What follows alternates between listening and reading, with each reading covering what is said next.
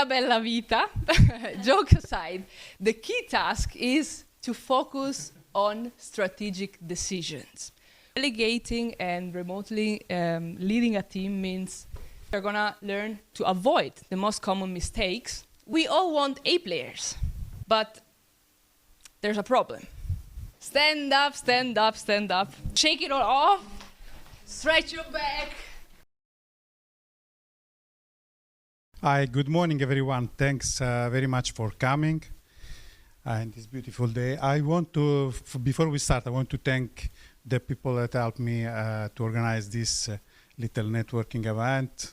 Oscar, Mattia, Lawrence, Francesca, of course, Monica, and Victor, the photographer. Okay, a little bit about me. For those who don't know me, I am Beppe. I live on the island for 5 years. I define myself a remote veteran because I've been working remotely since '97. And it is because of a decision I made 28 years ago now that you are here today. I will tell you a little bit a story about my life. It was September '97 when I resigned from my only job in the office. I worked there 1 year and then I had enough.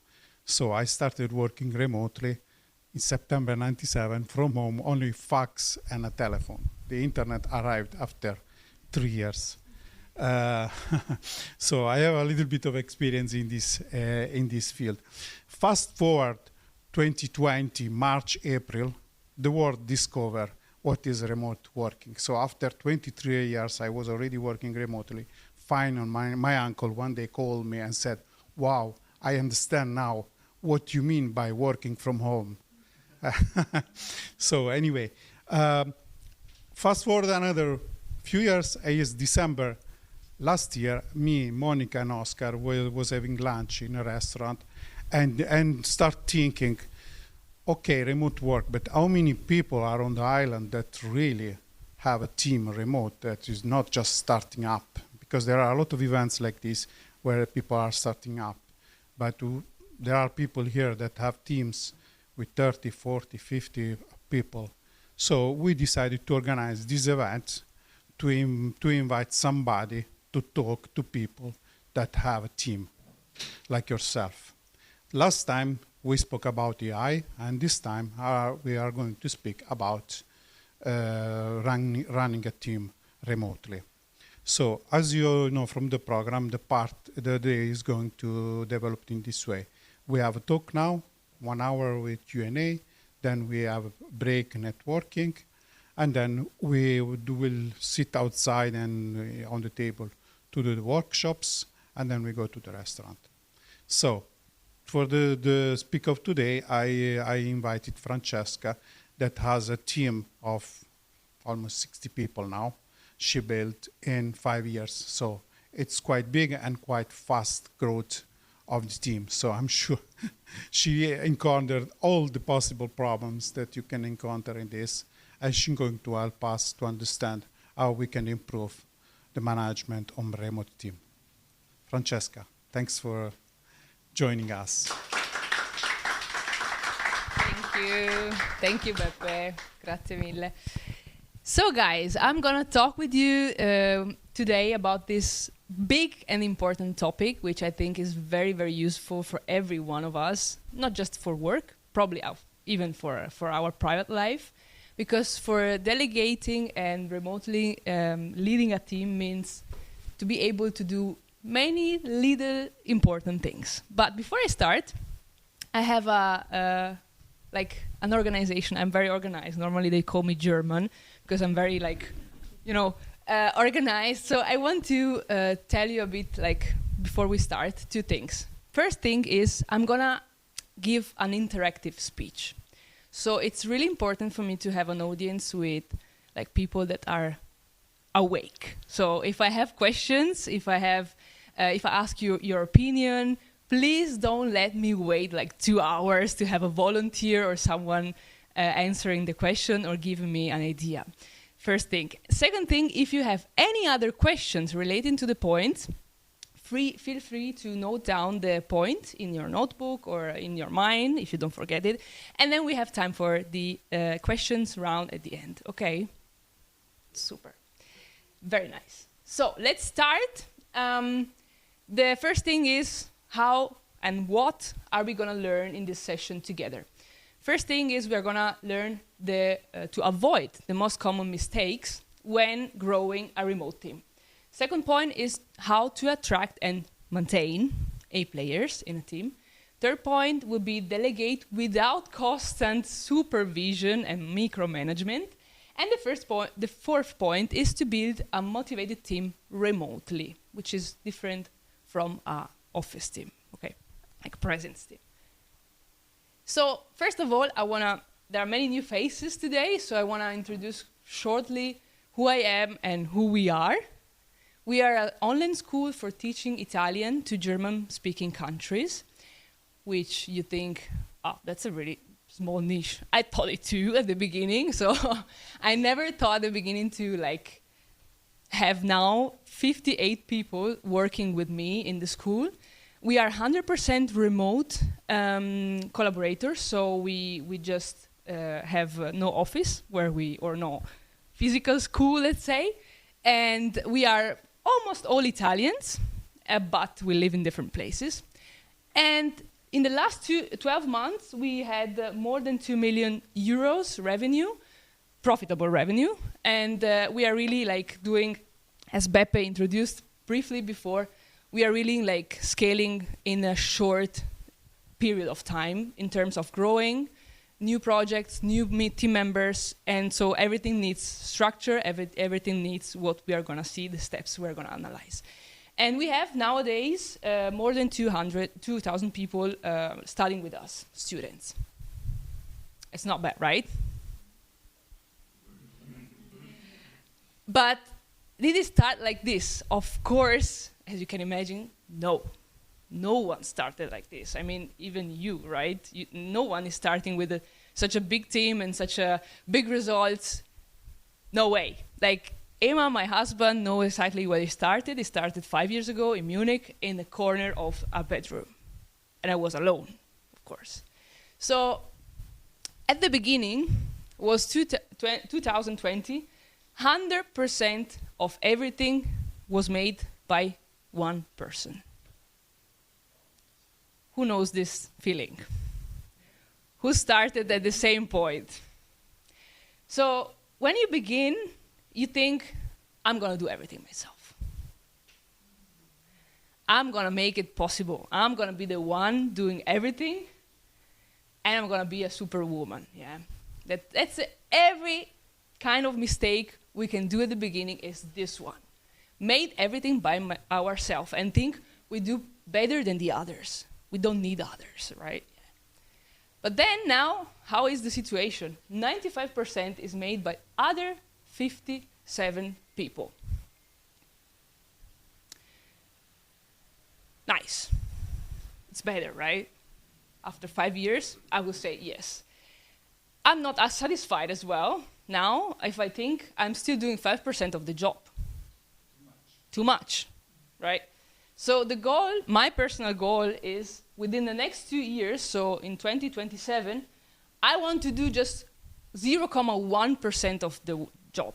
That's it. I don't want more. And who wants the same result? Yeah. Show me. Who wants the same result? You don't want the same result. You want to do the job yourself. Some. We're gonna see this point as well. Nice. Cool. Before I tell you how to achieve these results, I have a question for you, but you have really to be like, don't think too much. Just answer me, please, what you think spontaneously, okay? Ready for the hands up. What is your final goal as an entrepreneur? Retire. Mm-hmm. So, zero job. Almost as now. Okay. Ah. Become obsolete. Okay, I'm repeating just because of the recording. Okay. Work 3 hours a day, 3 days a week. Okay, nice. 3 hours a day, 3 days a week. What is your goal? And no one wants to make people happy. No one's. I don't care. Fuck or everyone. I don't care. I don't want to make money. No one. This is in the process. That's for granted. Okay, Monica. I want to make money. Oh, thanks. Thanks. Thanks. I also want to work in something that I care about, like something that changes something, you know. Have an impact. Yeah. Okay. Also just live my life, right? I mean, the first thing that came to my mind was a little bit morbid. I was like, yeah, my exit strategy is to die, right? I want my companies to be, I want to be old and working as much or as little as I want. Nice. Okay. And also sometimes like success scares me because how much will it make me, you know? So I think I'm sometimes more afraid of success than of failure because like how much more of me will it take? Okay. Okay. These are all good points. I asked Google, because I was thinking myself as well. What is my goal, like as an entrepreneur? So I was like, maybe it's my opinion. Let's ask Google. So AI said, an entrepreneur's main goal is generally to create value by introducing a new product or service to the market to meet customer needs, which ultimately leads to profit, business growth, and financial security. Other important goals include creating jobs, making a positive impact on society, personal growth, and achieving personal freedom. So basically everything we said. Nice. So as an entrepreneur, our final goal is to create a business that works for you and not vice versa. Okay. So then, what makes a business owner the whole time? Reading, pens, children. No. Beppe is fine, right? Yeah. We have a common goal. Beppe is chilling. La bella vita. Jokes aside, the key task is to focus on strategic decisions. We have one big task and mission as entrepreneur. We don't have to do the daily routines, the daily operations. We have to focus on the strategic decisions that our company needs. But how do we reach this result? We have 4 steps. Now it really starts the presentation. This was just a foreword. So we have 3 steps we're going to analyze together today. First is choose what we want to delegate. Second is find the right people. Third is know how to delegate. And fourth, keep people motivated. These are 4 big and important steps to reach this final goal. Feel free to take picture and feel free, okay, notes and whatever. So let's start with the first step, okay. Choose what to delegate, okay. How do we choose how to delegate? So I have a question again for you, and be so spontaneously. What was the first thing you delegate in general? The first thing? Graphic design. Graphic design. Text. Text? Text. Ah, text. I understand text. Okay. Text. Customer care. Customer care. Mobile app development. App development. Fantastico. Customer emails. Okay. Nice. So everyone knows now what was the first thing I delegate. The good part is that everyone is already able to delegate. Okay. Even without realizing it, because my husband is the first example. He always say, I'm not able to delegate tasks. I'm not good in this. Everyone is able. Think about the dishwasher. You all mention things about work, but think about the dishwasher that cleans the dishes for you every day, right? Think about the iRobot that cleans the floor for you every day. Every day. The maintenance guy, when something broke, you call him and he repairs for you. And so on. And the teachers in school teaches your kids instead of you doing this. We delegate every day. So here, 4 steps on how to choose what to delegate now. I don't want you to do this now. We are going to do it after. I will share with you some paper, and you can do it after with me. I want you first to follow the process. Okay, so this is how I do it. 4 steps. This is called time and energy audit. The first part of this process is determine your hourly rate. How we do this? You take how much your company pays you in a year. You divide it by 2,000. You divide it by 4, and you will get a number. Let's make an example. If I earn 200,000 euro per year, let's say, an example, divided by 2,000, result is 100 euro. Divided by 4, our result, our hourly rate is 25 euros. Okay, let's stick with this example, okay, for a moment. Second part is audit your workday 2 weeks long. What does it mean? Track on a piece of paper, on an Excel file, where you prefer, what you do daily at work. I make you an example. Monday, let's say. I wrote down from 8 till 9:30, I was checking emails and Slack, let's say. From 9:30 till 10:30, I was in a meeting with the sales team. From 10:30 till 11, I had an interview for a new video creator, for instance. And then from 11 to 12, recording video ads. You have to do this for 2 weeks, okay? Everything tracked down. The third point is you have to assign a value from one, like literally writing down 1 euro till 4 euro value for every task you were making. Make an example. Let's say, go back to the example on Monday, the mails and Slack check, it has a small value, right? Like it's not a high value activity.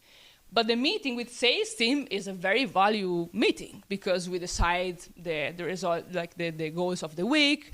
We align on how to implement the things. So it has a higher value, and then so on. For every activity, you should give a value. Then after you highlight green and or red. What does it mean? You put in green everything you like. Everything you like, every task you like, you put it in green. And every task that you say, wow, every time I finish this call, I am fucked. I really hate this task. Red. Example. I put in red email and Slack, boring, checking, and I hate doing interview. The other 2, I like them.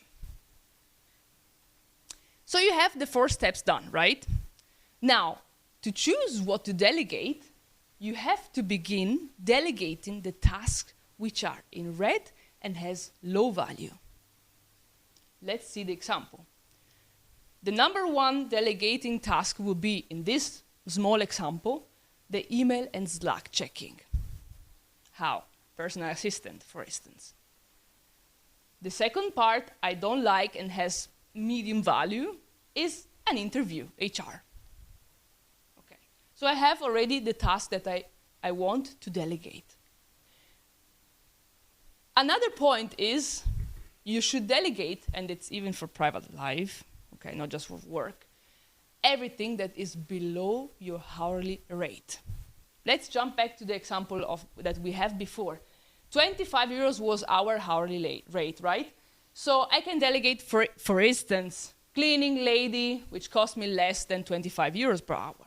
I can have a personal assistant that books flights and check emails and so on that are maybe around 16, 18 euros per hour. I can hire an HR screening interviews and so on for maybe 20 euros an hour. So everything is below my hourly rate.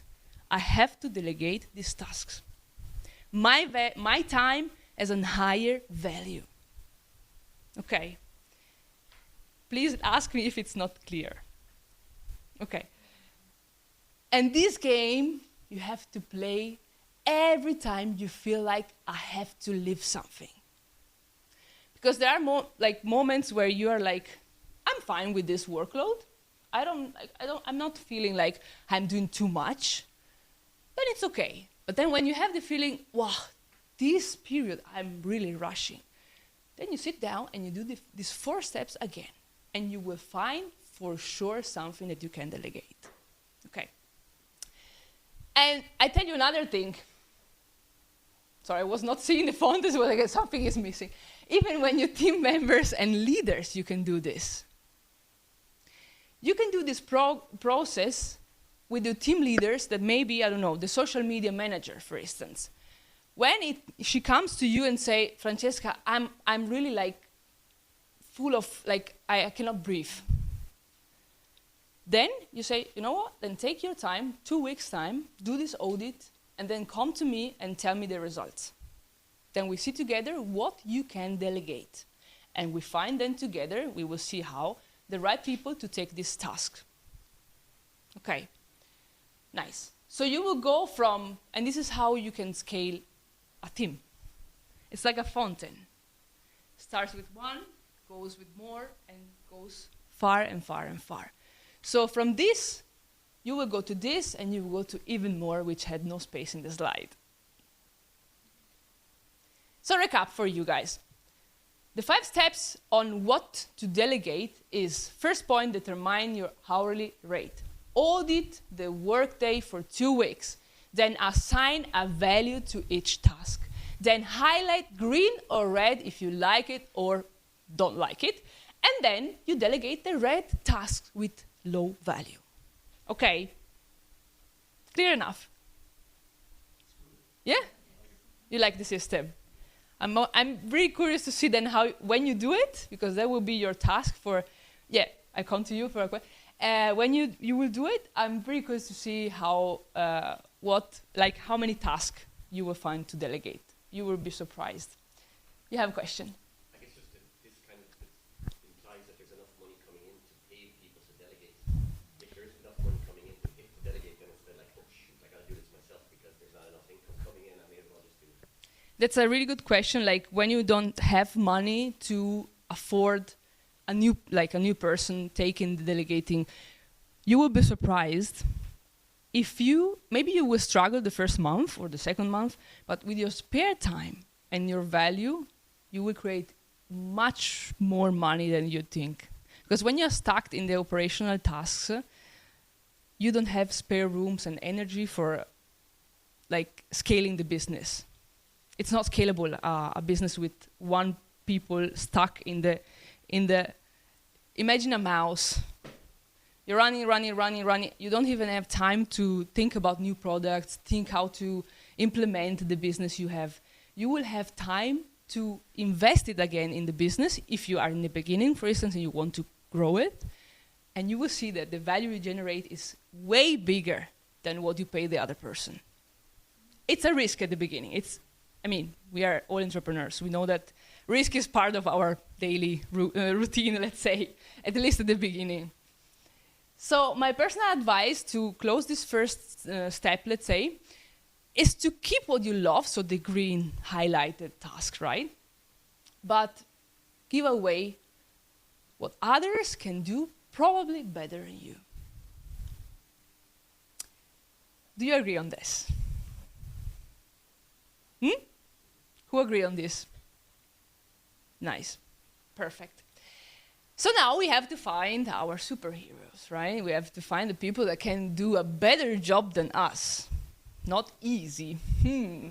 Not easy. So the second step is find the right people. It's always the same picture, by the way. I was a bit too lazy. Okay. So find the right people. Which kind of people, question for you, which kind of people do we want in our team? Let's make some example, like which kind of character, let's brainstorming. Which kind of people? Proactive. Good communication. Good people. In the sense of like a friend, a person I will enjoy spending time with. Nice. Reliable. Who takes ownership.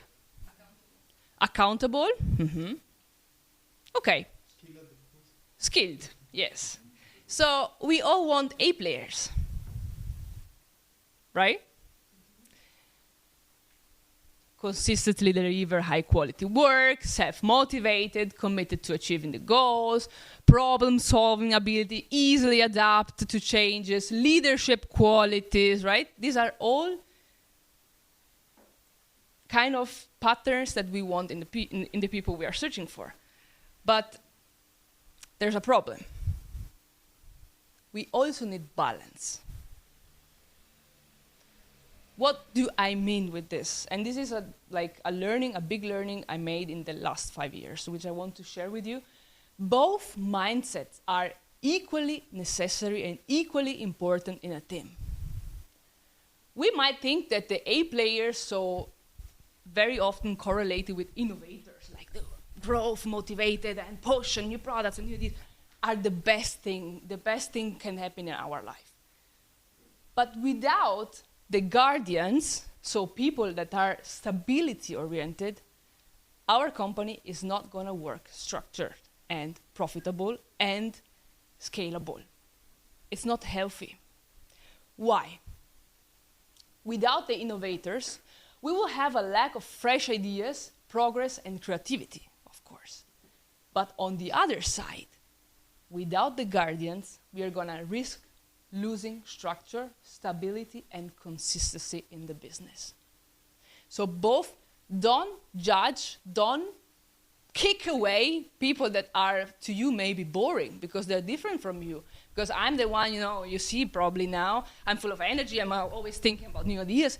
But it's not that people that are like, I'm happy. Yesterday I talked to our HR manager and she's like, actually, Francesca, I don't need a new task.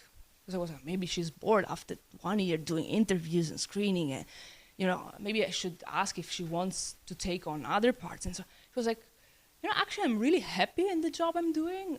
I don't feel like changing something. And then I realized she's one of them, which I wasn't sure. That's why I asked her, you need something more, new challenges. And she told me, no, I'm a kind of person that loves doing the same thing all day and every day, and I'm really happy with this because I love this job. Nice. And this is the kind of balance we need. So who wants now to find the right collaborators then? You want to know how to do it? Nice. Let's go for it. So 3 fundamental rules for the perfect match. Careful, I'm not an HR expert. I just want to share with you, for me, what worked the best for our people. So the first thing is I discovered the importance of doing a scorecard for each role you have in your team, which we didn't do at the beginning. How do we do a scorecard? We write down the mission, so 1 to 5 sentences that describe why you need this role, why this role exists, what is the mission of this position. The second point is, which are the outcomes? What are the results? We need 3 to 8 specific, objective outcomes that a person must reach in this role. We need, of course, competencies. So identify the competencies to describe the behavior of this new person coming in, and 5 to 8 competencies that describe your culture as well. And then the last part of the scorecard is sharing it. So we have to ensure, let's say, for instance, we are searching now for a new video editor. Let's go back to this role. We have a social media team already. We have creators already. So this new person has to, as you told before, has to fit in this team. If I choose it, or if Greta, the HR manager, choose it, probably the team will not like this person. This is one step. So the interview first, we will come to the next point, is in my school, for instance, done even with a team. That's a very important. I give it for granted, but maybe someone is not doing this. I really suggest it to do it as well with a team. And second of all, the team has to align on the scorecard, has to agree and maybe add some other notes on the scorecard before this role is chosen. The second step, or suggestion, let's say, is the screening interview. I repeat, I'm not an HR manager or expert, But that I share with you 3 key questions that will change your interview and change our interviews. The first question is, what are you not good at? Everyone likes in the interviews to share, I'm good in this, I'm good in this, I did 4 years in this, and blah, blah, blah. But all we want to know is what is not your, let's say, quality. We will not accept soft weaknesses. Let's say, someone is like modest, is going to say, sometimes I take things too seriously or too, I mean, this is not a bad thing, not always, at least. So we do not accept this kind of bad things. We have to search for really bad things, okay? Everyone has something that is not good at, right? Second question is, how would your ex-boss rate your performance from 1 to 10, from a 1 to 10 scale, and why? So they will think about, if I now ask my ex-boss what he thinks of me and rate on performance, what would he say? Even here, go deep in this question.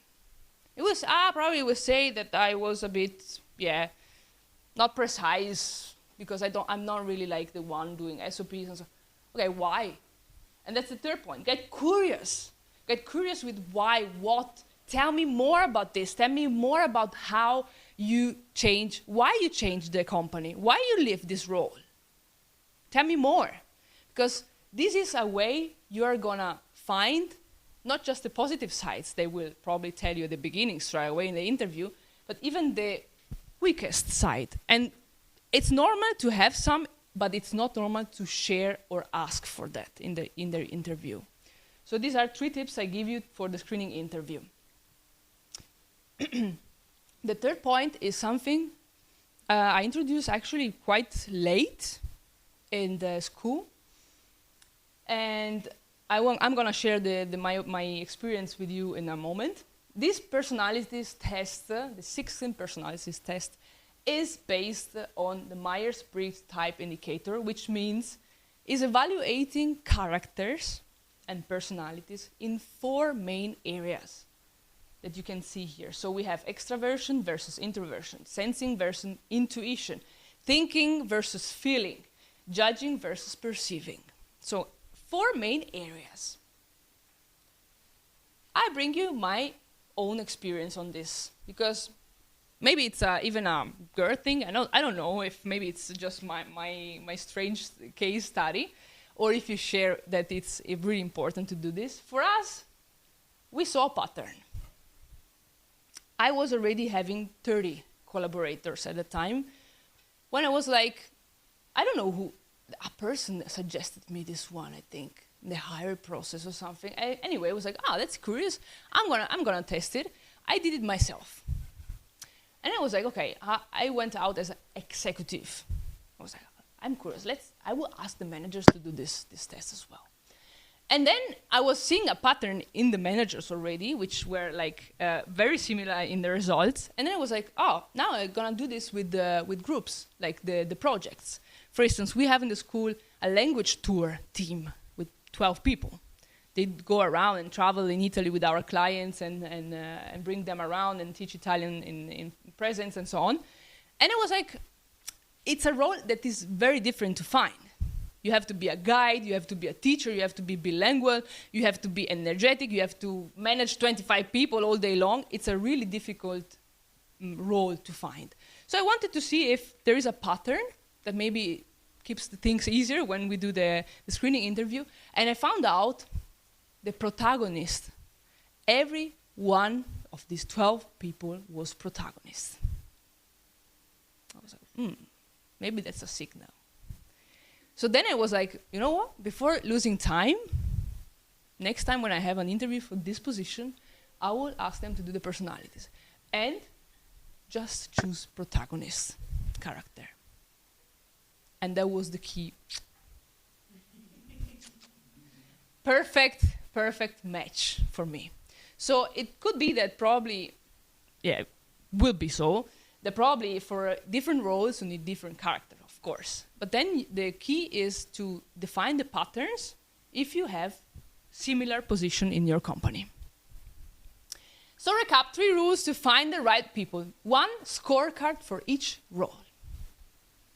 2, screening interview, 3 key questions. Ask what they're not good in doing. Ask why they left the job. What would your ex-boss told me about you? And third point, which is my advice, is doing the 16 personalities test when you hire someone. Or even after, to know better a person that is working with you.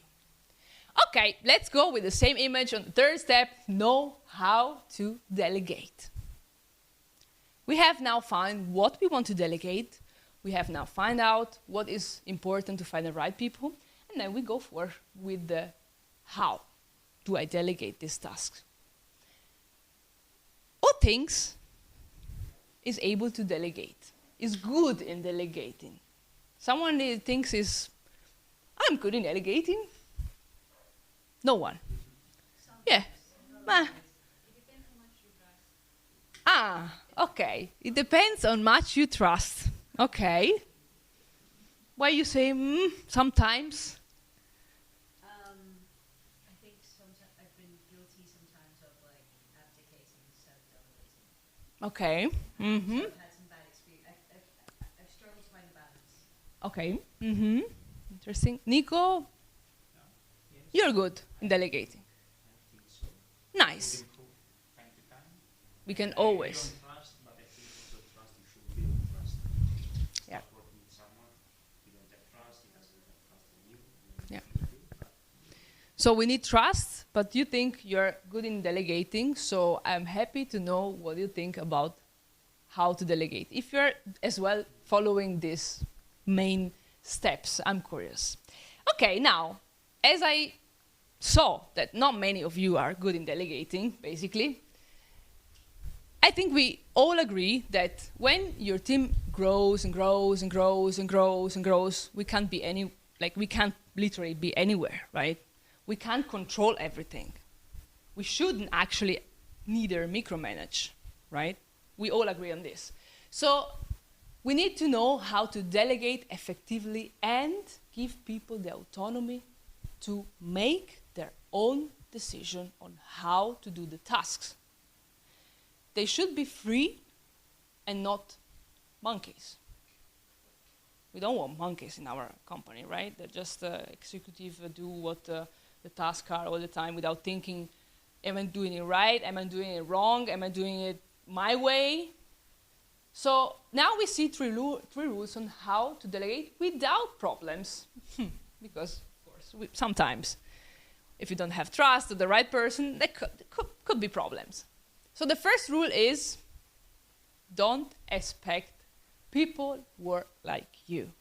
That was your question before, right? So it's wrong to think that other people will work like you would do. It's wrong to think that they will be perfect, because we are not perfect neither. So your new way of thinking is, I'm going to be fine and happy with 80%. If I would do it 100%, in my opinion at least, I'm going to be happy if Oscar will make this task 80%, not 100%.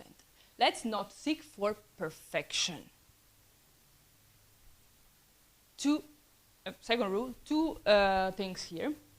The SOPs, the processes, are your new best friend when you start to delegate. What does it mean? You have to be clear on many things, but mostly what the expectations are when you delegate a task.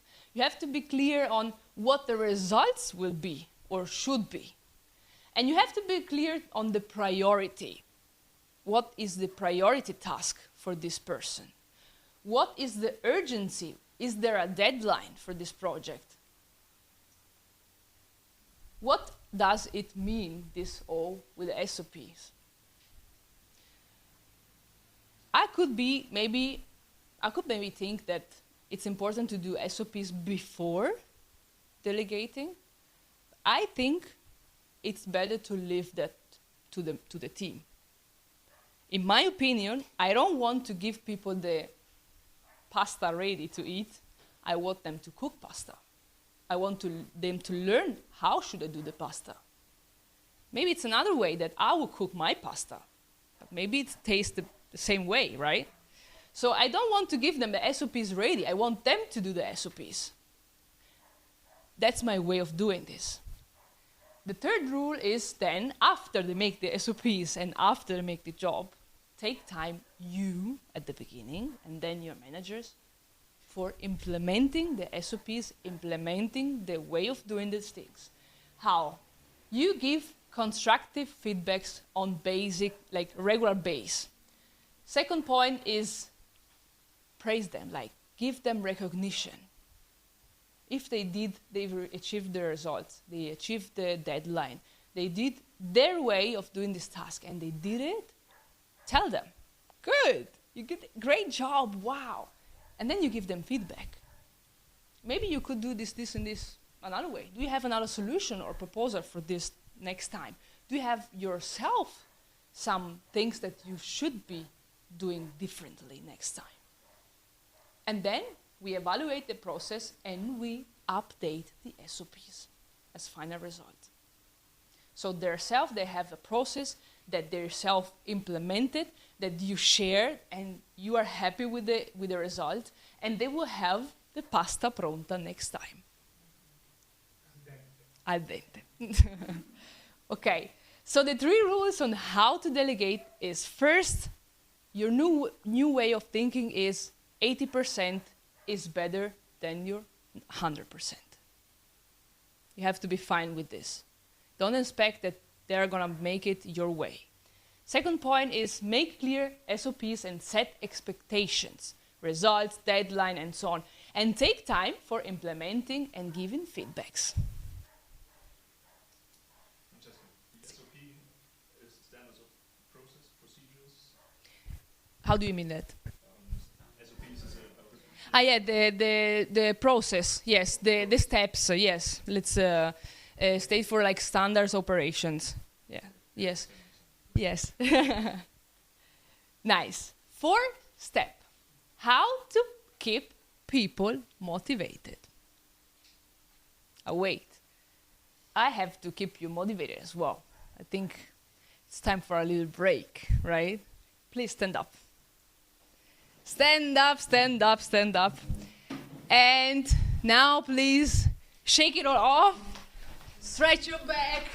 Well, without losing the lamps here. Stretch your back. Have some movements around. We are gonna get to the final part. So I need you fresh again. We're sitting already around 40 minutes. So, ready? Let's go. You can sit down again and we go forth to the final and 4th step of this presentation. So to keep people motivated is different in the office and remotely, right? We all agree on this. The first point is you might neglect how important the one-on-one feedback calls are. This is a task that many people or entrepreneurs could think, I might delegate this as well, fuck off, these old people say feedback calls, all weeks, all months, all years. This is a part that I personally will never delegate till probably I exit the company.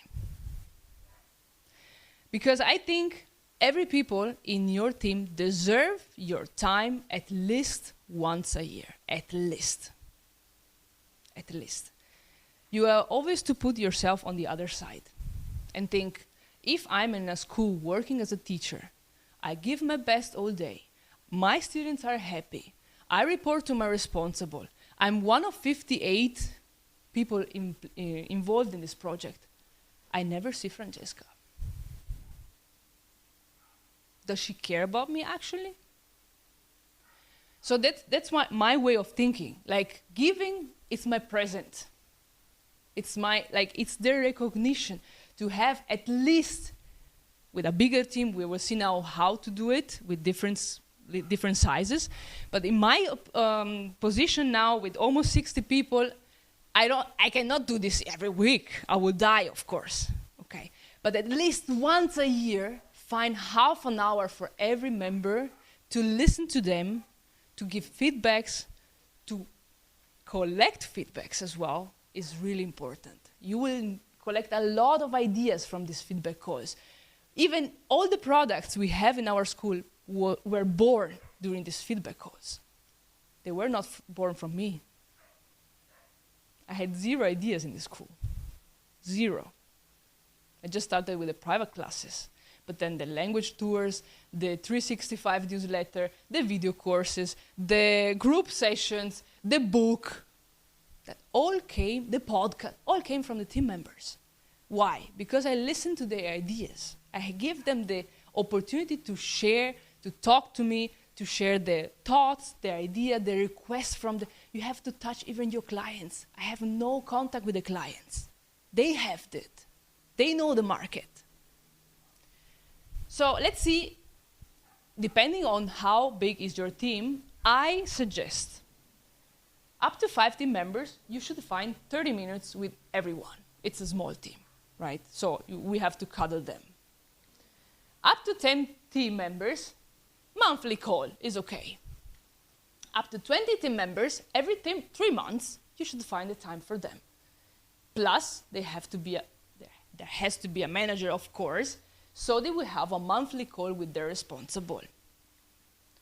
And then, up to 50 team members, every 6 months, 30-minute calls with you, plus monthly call, always at least with the team manager, and with teams more than 50 people, at least once a year, you should take time for your team members. That's my opinion. I don't know if you share on this, but I think it's like, without people, we are nothing. Without our collaborators, there's no company. So that's the least what we can take. The second point is, of course, money. Money is always motivating people, right? But careful. We have to use bonuses properly. It's a very dangerous zone. We have different type of bonuses, right? We have the performance-based, individual team. So let's say we want to reach a result. We have to, now, for instance, with the sales team, we want to close 100 clients this month, and we have a team-based performance bonus if they reach this result, for instance. We have, bless you, we have referral bonus. So, for instance, let's say Lawrence is very happy with our company, is one of our collaborators, and Eva invited, for instance, Nico to work with us as well.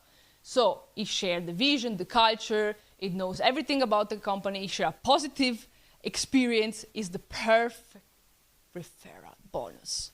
Is due to Lawrence, because it's bringing a new person to our school. That's one example. So if we bring, for instance, another collaborator or new clients as well, we should give bonus. Holiday bonus, for instance, at the end of the year, we had an amazing job with Lawrence. He deserves 3 days of vacation more in comparison to this, for instance, the planned holidays days we gave him already. It's a bonus as well. Work-life balance, membership for gym, care about the well-being of your team is really appreciated nowadays. So that maybe counts for you, I don't know, 40 euros a month, the membership of a gym center, let's say, 40 euros a month, it's a lot. No, it's not a lot. But for me, as a collaborator, knowing, my school is giving me the access to the gym, so they really care about my well-being. That's a perception they have. We care about them. And then the profit-sharing bonus, for instance, for top leaders, CEO, and so on, sharing the profit at the end of the year. So there are and many other bonuses. There are different ways of giving bonuses, but they are double-edged sword. Un'arma a doppio taglio. They can motivate a team or, on the contrary, destroy it. What does it mean? I bring you an example. That's the first thing in my life I had a bonus as a collaborator in a company. So I was freelancing where I met my husband. That's the most nice thing happened there at that time. So I was waiting there in this tour, working there in the tour operator, and I remember I kicked really my ass off. Like I was working all the summer as a supervisor for this children events, like with 1,500 people to manage, and really professors and an instructor. It was really, really a hard work. I was 21, 10 years ago. What a change, eh? So I was there, and I remember at the end of the year, our boss, which was at some point a great entrepreneur, but a bad leader from my point of view, he came to us. We were having coffee break, and I remember it was the last working day of the year, and he was like, guys, I have a good news for you. We closed the year super positive. We did a really good work. I have 10K bonus for you to share. And you think, nice. So let's imagine you are the co-workers listening to this bonus. We were pissed off. You know why? Because we were 10 people at the time, and if I think we have to share 10K, thank you very much for this, but I have to share with you, and we were all the summer long working on weekends, 24 hours phone calls, the professor calling me at night, the children has fever, I don't fucking care about it, I want to sleep, you know? Like, I was there with our 3, and you were like in weekend going to party, and you were maybe entering 2 months ago in the company, and you deserve the same bonus I do? No way. For us, it was really destroying. Even with the good intention he may had to give us a bonus, he was doing it completely wrong. That is what I mean. You have to give them properly. It has to create a good competition. A good bonus could be if you sell as a sales team, I don't know, 100 clients this month, then you push, every one of us push this hard to reach this goal. But if you are the one closing and the other thing not do anything, you will hate them, even if they have no responsibility actually on this, right? So let's go forth. Organized team events in presence is another good way of motivating people when you work remotely. It's a lot of money, yes, it is, but it's really worth it. That's another occasion when you will see the powerful team you have. When I finish my events, I'm so pumped as never before in the year. Me in my place, the collaborators in their place. Fuck, we are such a great company. I have so nice people. So nice to have a big family, even if you are far away. It's crazy what the results are. So up to 10 team members, every 6 months, please meet everyone in presence. Organize an event, organize 3 days. What your budget is, of course. Up to 30 team members every 6 months with everyone, plus every 3 months you meet with team leaders, the key roles of your company, key members, let's say. 30 teams and plus team members every year with everyone once, okay? Plus every 6 months with the team leaders, plus every 3 months online, if you can't afford it live, with everyone to give them updates, to share the results. What are we doing? What are the projects? Are they going forward?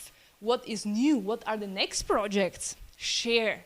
They will care more about your school. They will care more about your project if they're involved on this.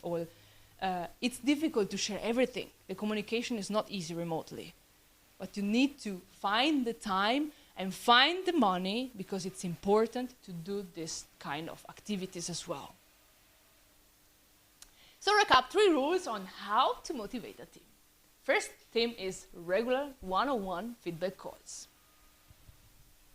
You know how many people you have, you know then as a consequence how often you have to see them. Second point, use clear bonus systems, clear and proper bonus systems. And third point, organize events in presence. It's important. Okay, nice. I have as a last present for you 4 book tips. 1 for each topic. You can take a picture of this if you want. These are all books I recommend if you maybe you are interested in one of these 4 topics. So, what to delegate? The audit that I share with you was idea from Buy Back Your Time. Really, after I read this book, I hired, I don't know, maybe 4 people. That is really, really a game-changing book. This one is Find the Right People Who. Very, very nice book to know how to do scorecards, which kind of question doing during feedback calls as well, or screening interviews. So this book is really nice if you are struggling to find the right people or you want to improve your team in terms of growing it. And Know How to Delegate Multipliers by Liz Wiesman is as well a nice book to this fountain progress, let's say. And How to Motivate a Team, the 5 dysfunction of a team, that is actually most based on what can you do wrong. So the common mistakes, let's say. Okay, nice. Thank you very much first for your attention. I hope you enjoy it.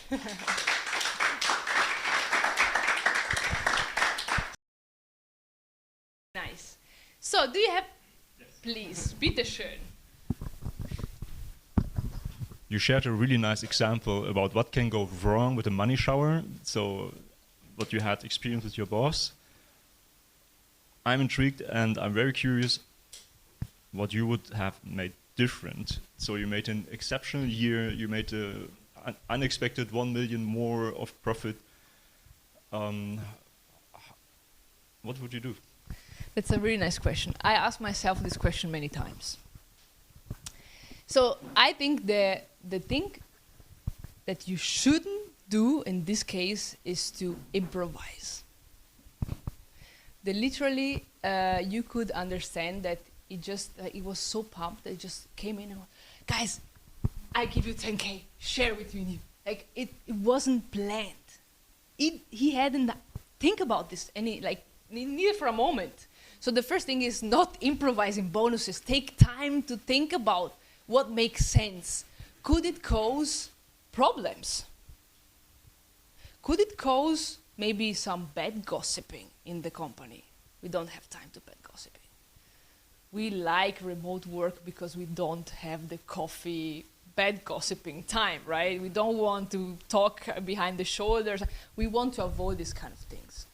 So that is the first thing I would have done differently. So think a bit more about how to give this bonus. If I have 10K left or I want to share this profit, I have to think, okay, is it fair to divide it, first question, to divide it equally between the 10 people? Or maybe, if she came 2 months ago in the company, maybe she should get just 20% of it. You know, like to make it fair for the others. Or if there are people that stays maybe already till, I don't know, 5 years in the company, they deserve it more than others. Maybe. It's your decision, yeah? But it has to be fair between the people that came. First, how long longevity in the company is one key point. Second point is as well the key, like the roles, you know, because if I give 10K to, I don't know, the marketing manager, and I give, 1K then divided, 1K to the marketing manager, and I give exact 1K to the, I don't know, the comments and response assistant, of course she's exactly important as a team member, but she bring us a bit like less value on her activity, let's say, than the key manager with the sales and marketing. So I think it's important in that case to prepare it a bit more fairly divided. You can share it, of course, it's a nice gesture, but I wouldn't share it, first of all, with everyone, because it's even bad than if you say, you manager of marketing, you have 1K, and you're the personal assistant, you have 500. Then it's even bad, right? So I wouldn't do it in public like this. I would organize a SOP or a division and share it personally. Look, we had an amazing year. I'm giving bonuses to every one of the team members. This is your part. Thanks for your support and your help. You had a precious role in this. So no one is like, feeling bad because I have less value than you, okay?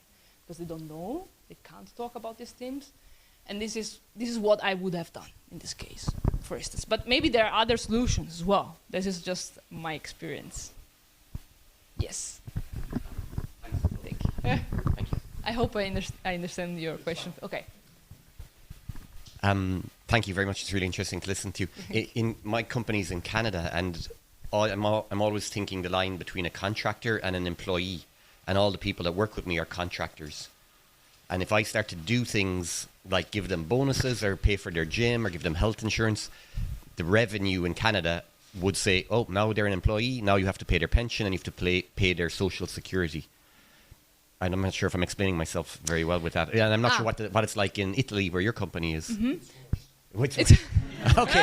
So for me, I'm always like, oh, I'd love to do these things, but I'm like, I cannot, because now I've crossed the line and now they're an employee, and the revenue would come and say, oh, for the last 15 years, you've got to pay all of this. I'm like, terrified.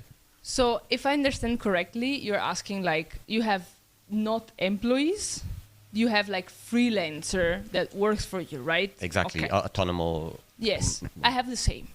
These 58 collaborators are all collaborators. They're not employees. So there are ways. Maybe it's not the best place to talk about this, but there are ways. There are ways you can do it. I have no idea. I have no clue how the Canada system works. But as Beppe said, Italy is another example. Germany is another example. So the bonuses, that doesn't mean if you give a bonus that they are employees.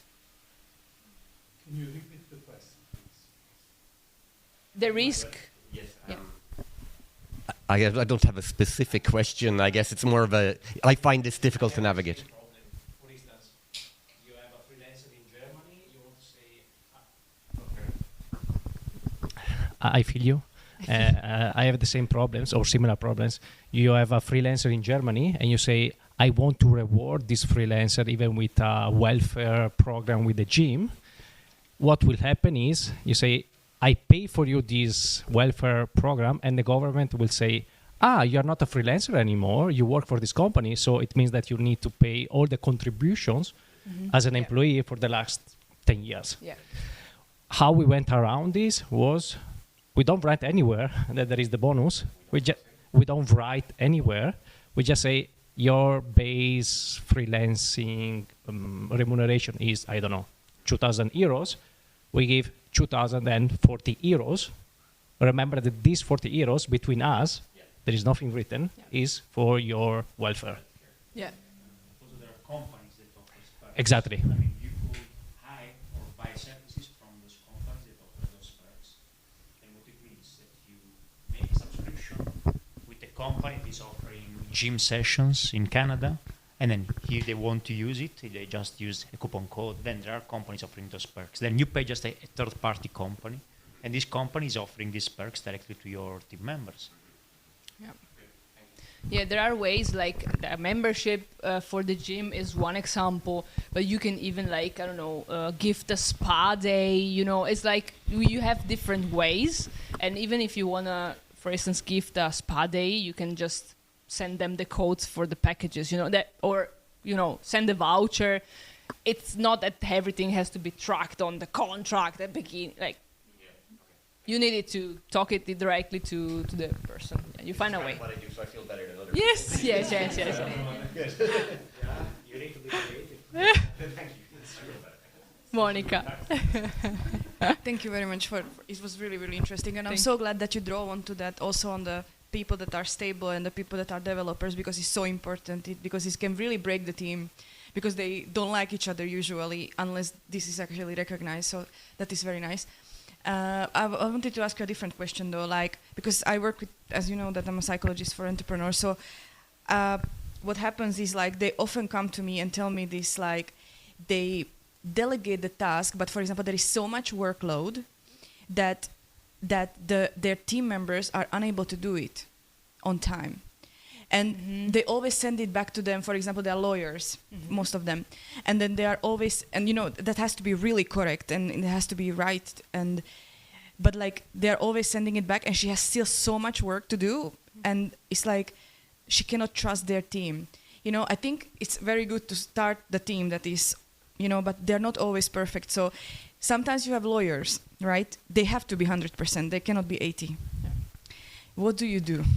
That's a really good question. Thank you. So your question is, let's say you have perfection task, like you need this 100% and not the 80%. So in my opinion, it depends, of course, on the task and the role and the position and so on. But we can reach as well the 100%. But you have to take the time to give feedbacks. For instance, I had a similar example.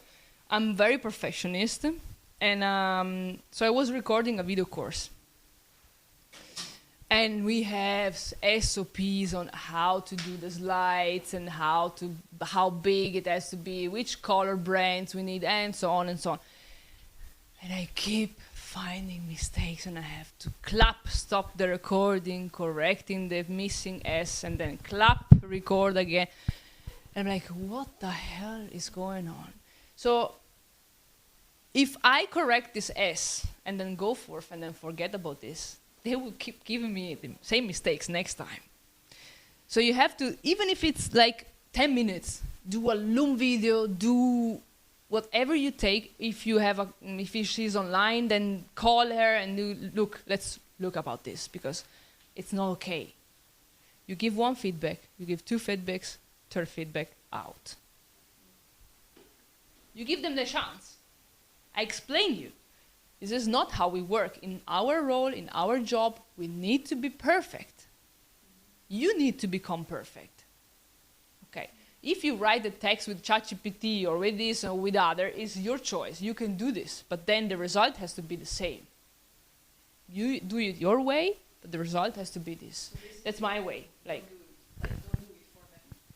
Share the feedback. So once you receive, let's say, a contract from the lawyers, you delegated the task, and you see that there are, like, I don't know, 10 mistakes. Yeah. Take a Loom video or call her. Look, jump in a call. I have to share with you some things that are not okay. Say, next time, please improve.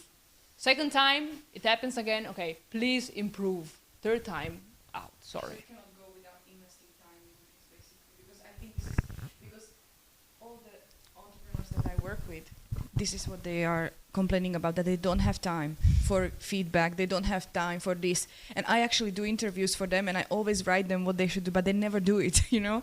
So I always send them the reports. I don't think they ever seen them, you know? And it's like super hard. I mean, you know, sometimes people grow, like the company grow faster than them, you know?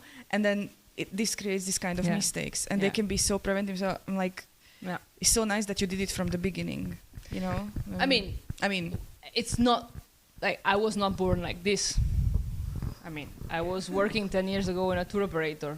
I learned a lot of things during the way, and I read a lot of books, and I share a lot with other entrepreneurs as well. My husband is a perfect example of an entrepreneur. We are growing each other, leadership, marketing. You know, it's really important to have people to grow with. You cannot grow alone. One suggestion for Monica, if I may, and then one question for you, Francesca. When the task needs 100% accuracy, for example, paying the wages, okay, is something I have been doing for a long time, and you cannot make mistake, especially if your collaborator is in Australia, and for example, this is the last month they work, you pay them mistakenly, you're not getting the money back, most probably. Okay, so what you can do is you have two people checking on each other, okay, and they have bonuses organized in a way that if one finds the mistake, gets a bonus, or if he doesn't make the mistake, gets a bonus. You have to think about it, okay? But you have the two people checking each other, okay? And if they make a mistake, you fire both of them. No, just joking. Just joking. Just joking. Just because I saw you sleeping, I wanted to power up how to the destroy morning. a presentation in one comment. No, I'm joking. I'm joking. Huh? Yeah? You agree with me? Okay. No, another question for you was, you created the formula. I'm really curious to understand why you divide the 2,000, which is the hours working during the year. I got it until there. But then you divide it by 4, I think. Why? No idea. Yes, that's the point. So this formula is from the audit I share with you, is from this book by Back Your Time. And I think this is a formula I don't know how they invented. Probably they tested it for 2,000 people, and they found out that it is the hourly value. I try to kind of understand why as well. I was like, why it's working so, like, it makes sense, the formula. Like, we tried as well for us and with other people as well, and we're like, okay. But I have no idea why 4. If it's like for the quarters of the year. No, you know it? Okay, maybe we got the... It's because it's built to be such a no-brainer to say if I calculated my time, something that pretty much no one does, but when you calculate and you see my time is worth, I don't know, 50 hours per hour, and then I'm doing tasks for 10 euros, I cannot grow the company. So 1/4 is literally the minimum amount that you should pay someone else to do the task that you are doing. If you are not even giving out these 1/4 tasks, you will never do out the 1/2 task, because then obviously the more you grow, you start not only delegating you made the example with 100. You will not only delegate the 50 euros task, you will start delegating even the 50 euro task, and then you grow faster. But the minimum to grow is to delegate the task that have 1/4 of your value. That was how the author was describing. I don't know why divided like 2. Because then if it is formula. 1/10, it is like too little, equation. you don't find tasks. So it's not easy to find a lot of tasks that you will pay 10 euros. If it is too high, it's too risky for the company. Yeah. So that was the balance. Yeah, thanks. Forgot about it. Any other question? Yeah. Sorry, Yeah. did I pass it? Yeah. I wanted to ask you for your personal journey as a leader of a scaling company. So how did you learn to become a leader of 60 people? How did you learn about taxes, payroll, contracts, motivating employees, setting up a team, doing good interviews, then the 16 personalities? Like, there is many things you've done, which I congratulate you, by the way, in 5 years. It seems really good structure and that you're doing really well, but I'm guessing for you it took a lot of effort and time, and then learning for yourself and how to become an inspiring leader for your company as well. So how did you went through all the steps, and how are you feeling, and your challenges, and all more of the personal side of things? That's a really nice question. I would love to tell you everything.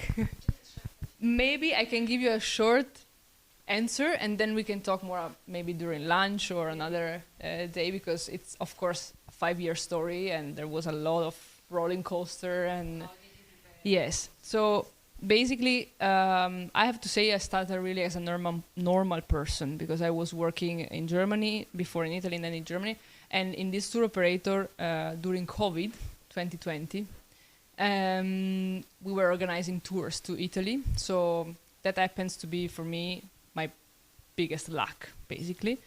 So that was the point where I started the school teaching.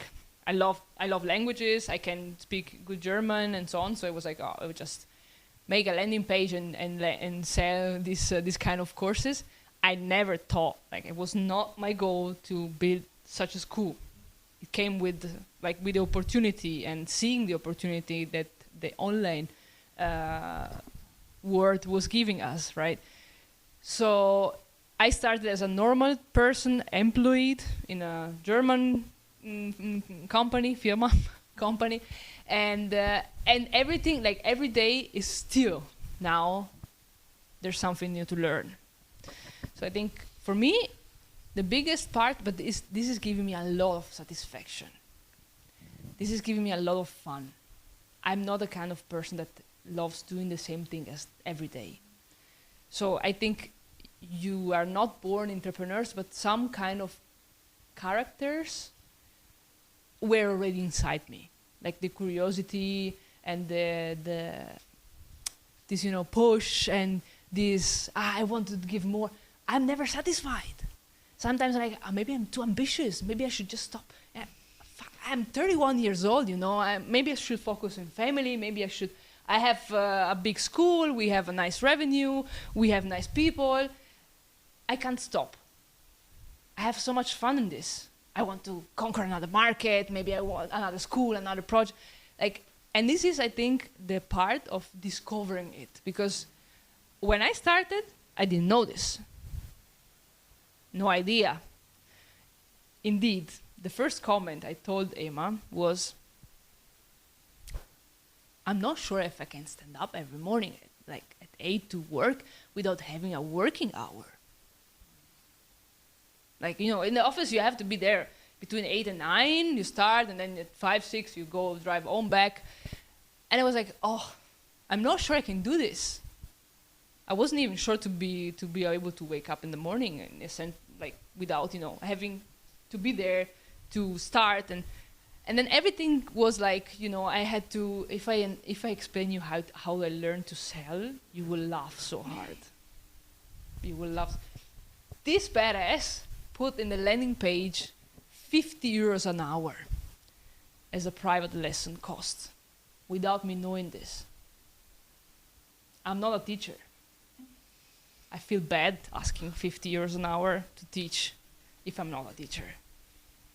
So I was like, I was doing the trial and I was already nervous. It was one of the first one, the trial to introduce yourself and, explain a bit how the whole program work and so on. And then this client told me, I saw the price is 50 euros an hour. And I was like, really? I was like, what the hell? And I was like, you increased the prices without me knowing this. And I sold it.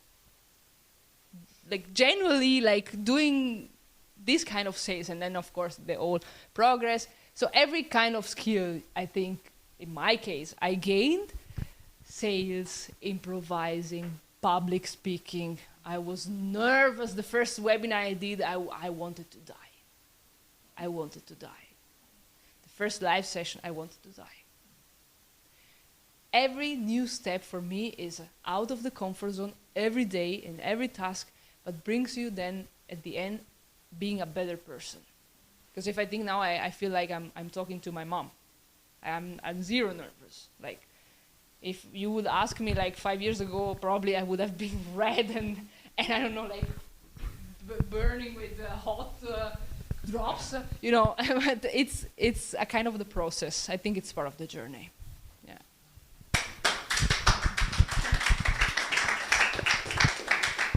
The message is that you are worth much more than you think or you thought. I think this many is of us. For all of us. Yeah. We don't believe too much, or nobody show us how much we are worth. That's why. Yeah, and I think, to be honest, many people ask me as well this kind of questions, and I'm really direct. If I think you are not able to do you have not the capability to be an entrepreneur or business, I tell you. I don't want to destroy your dreams. But not everyone is made for being an entrepreneur and to take risks and to grow, to dedicate, to work on evenings. So at the beginning, you need effort. For me, it was like this the first 2 years. You know, you have to renounce on birthdays. You have to renounce on many things. It's part of the game. Yeah. So yes. At what point did you realize that this is bigger than you thought? Like, yeah. So at what point I realized this is bigger than I thought? Or did you realize it's bigger than you thought, or you wanted to make it bigger? No, I didn't want it. It was a need. So at the beginning, I was in this tour operator working 40 hours a day, and then a week, and then COVID hit it, and then basically we were all like in 𝗦𝗽𝗿𝗶, so at home, paid by the government, and enjoy the salary at the end of the month. And yeah, maybe go to the lake. And my husband working his ass off in the agency, and I was like, oh, maybe I should do some courses, or maybe you give me some courses, and I help you in the business, your business. So I started then with him building the first landing page, and all started like this. And I got hit by like, I don't know how many leads in a week. And I was like, what the fuck? If I have to go back tomorrow in the office, if COVID goes away, I have no time for both. So I was like, okay, I take 10 clients, because if I go back to 40 hours a week, I can still do 10 hours more of work. But I can't take more than 10 hours a week, because otherwise I can do, like, no. So that's why I was like, maybe I ask some colleagues of mine at that time in university. They all are bilingual. So I think maybe I called them. So I called them, and I was like, you know, you have spare time? You want to earn some money? Yes. So I gave them X, and I don't know, let's say 20 euros, and I take myself, 20 euros commission. So I was getting money passively. And I was like, wow, that's a big money machine. I like it. And that's how it worked. So it was necessary. That's what I said even before to your question, when you said, is it risky? Like, if I don't have the money to do this? It depends, you can build it. But when you leave the time then off, you have money to grow then and think, this is a good opportunity, so I can build a new website. I can build maybe even group courses. And then with this another collaborator of these ex-colleagues told me, why shouldn't we bring these clients to an Italian place and we spend physically a week together so we know them? And I was like, nice. So on holiday together, kind of, with our clients. Let's do this. Language tours, now we have 30 groups each year doing language tours from an idea like this. So you have to go with the flow, kind of. I have this kind of thinking. Everything comes and in a good moment. Yeah. You had a question as well. Yeah.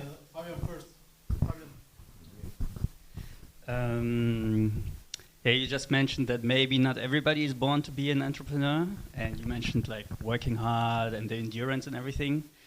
I always feel like the most important skill is the excitement. Like CEO is like a chief excitement officer. You have to excite your customers about what you're doing. You have to excite your employees, maybe your investors and everything. I guess maybe you also do that naturally, that you can excite people and get people excited about your journey and the company. Do you have like some hacks? Because you also mentioned that you work with freelancers. Like, how do you get them excited about the journey, the company, and that they maybe do a bit extra, maybe dedicate themselves to your... That's a really good point. Yes, I really, really share this part.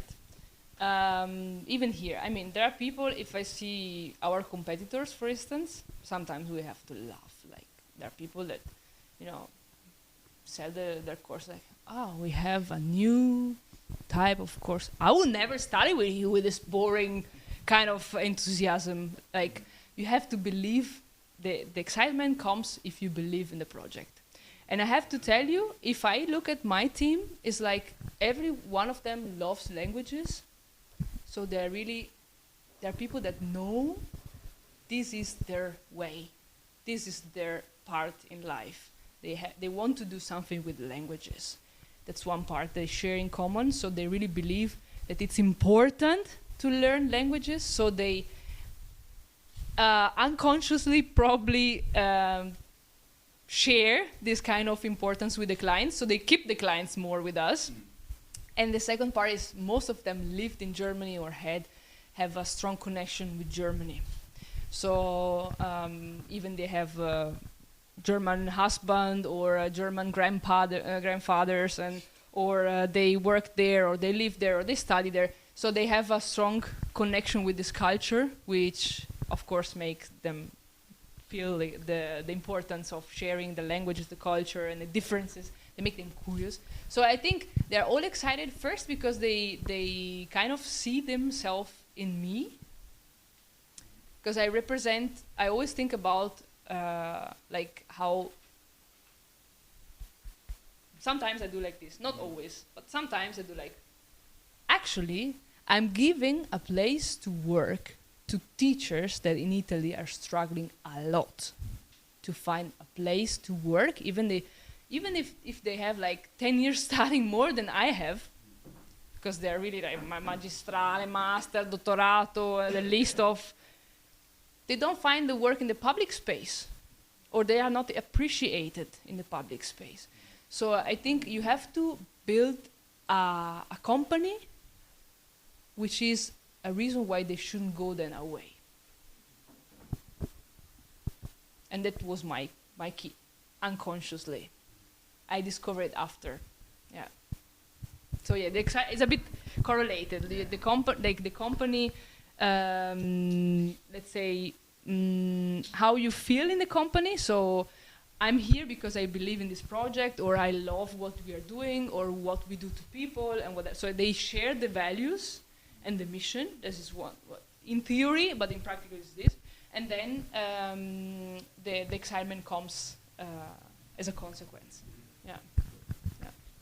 So, thank you very much for your speech. I had 3 questions. One was already answered about the mission. Beppe, tell me about the time, right? Don't worry, I will do. I booked the restaurant at 5 o'clock. No, don't worry, guys. I will do very quickly. Okay. So the first one, I'm not checking. the first one is about hiring. So, for what you hire people? For skills, for role, for attitude, or whatever? So the first thing I told Greta, which is our interview screening machine, she's a monster right now. She was like yesterday, Greta. Every time you send someone in the second round, they're all perfect. They don't have questions to do. It's like, what the hell? Like you're see, no. Okay. So the first thing is I want them to laugh. That's why we collect always a video in the type form quiz, and how many hours do you have time, and what is your experience, blah. Give me a video. Record a spontaneously video. If you're boring, I don't want you.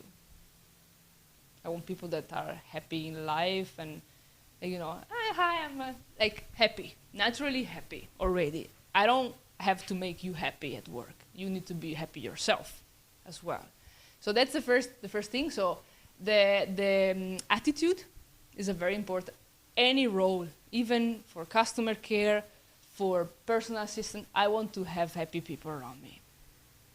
And I think I noticed as well and they told me as well, because I was wondering one day, and during a team event, I was like, we are all crazy, like I have this 90% are women, my age.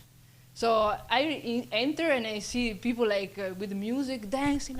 I was like, what the hell? We are a crazy company or what? Yeah, don't wonder, you are like this as well. And I was like, you attract the people that are similar to you.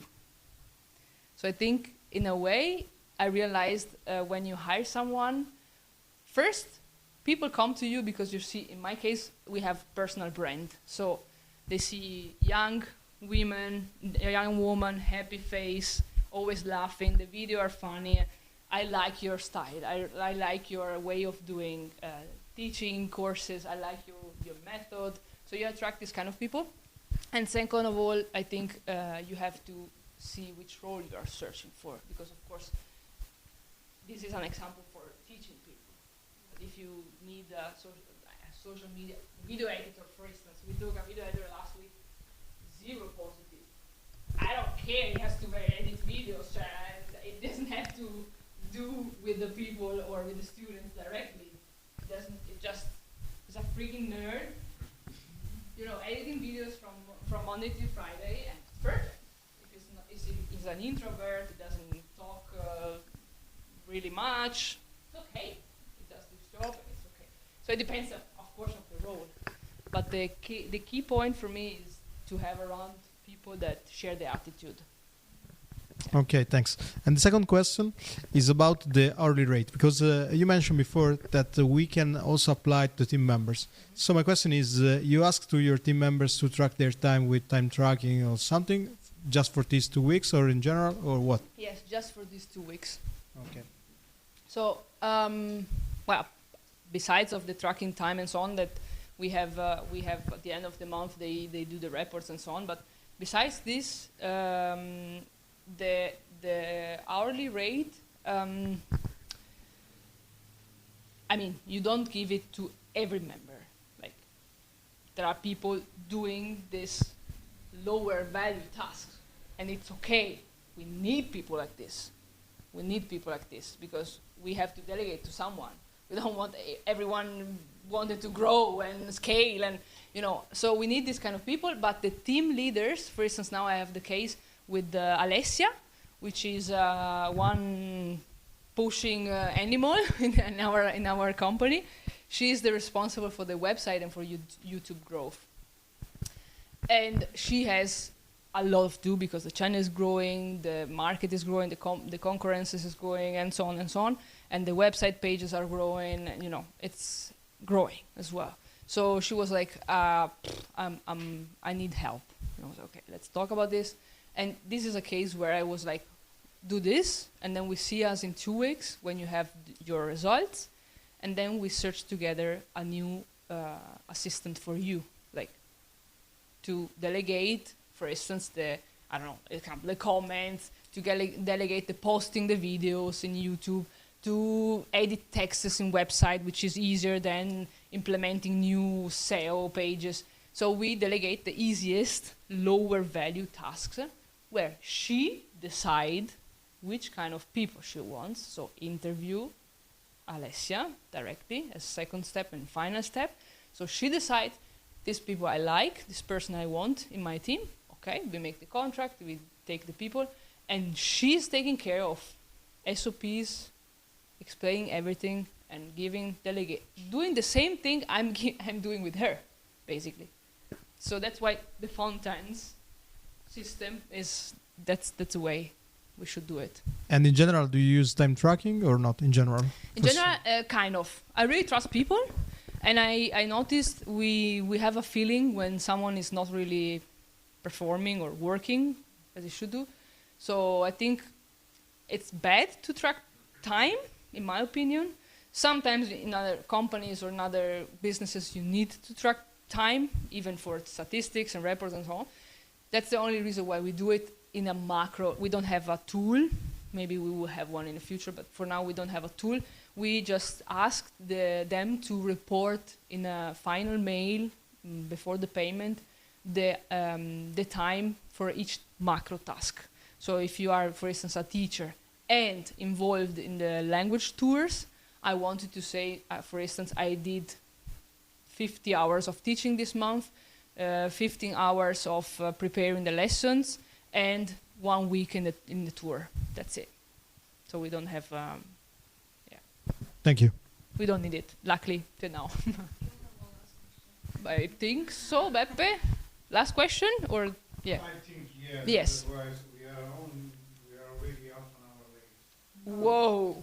On this case, but we can do the coffee break for other people. Yeah. Okay. Yes. We are the service, so we save half an Yes. hour. Nice idea.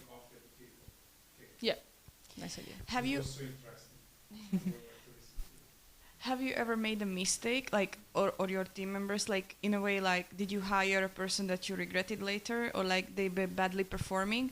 Because like the 16 personality test, I also do it on my interviews, but it's self-report, and often, like, you know, because I do 2 interviews, and the personality test part is like for me more seeing their attitude towards the question than the question themselves, because sometimes they are completely different from what I observe from them, you know. And so if you like make a mistake, for example, and there is a person that is underperforming, like, what are the next steps? It's basically what I told you before. So for me, underperforming could be the example that we had before, so making mistakes on the contract.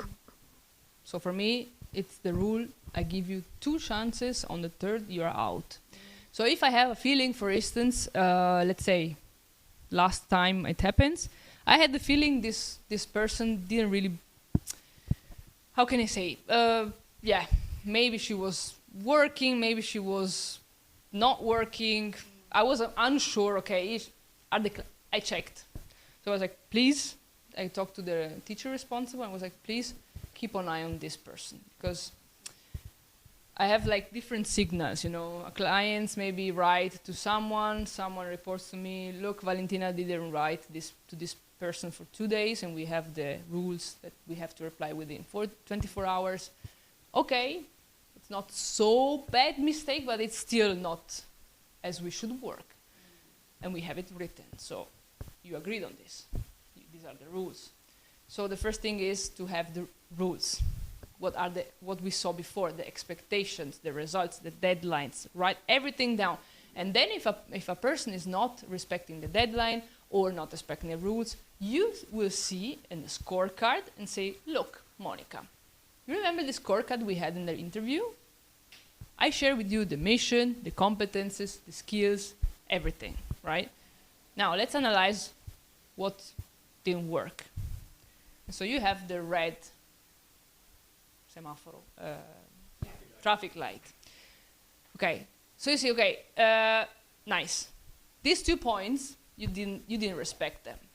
For instance, you didn't reply within the 24 hours, and you didn't give us the result, this project, 3 days in delay. Careful. Next time, if it happens again, I'm warning you. We have to respect the scorecard we decided together. I shared with you this at the beginning. You knew this from the beginning. So the second feedback will be, how is it going with your scorecard now? Do you respect the deadline this time? Did you respond?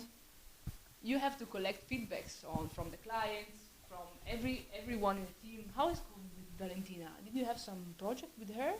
You know, the leader, in this case, has to keep an eye on her performance. It's like not to be afraid of giving them consequences, because right now the culture is a little bit soft in there, you know? Like they have to be very nice with them, very understanding. Oh, I have anxiety, I cannot do this. And I get that as well. Yeah. But you know, like there needs to be a balance between, because I understand. You can be nice to everyone. Yeah. I love to be nice to people. But there are points where you have to be egoist. That's a personal way of living in general in life.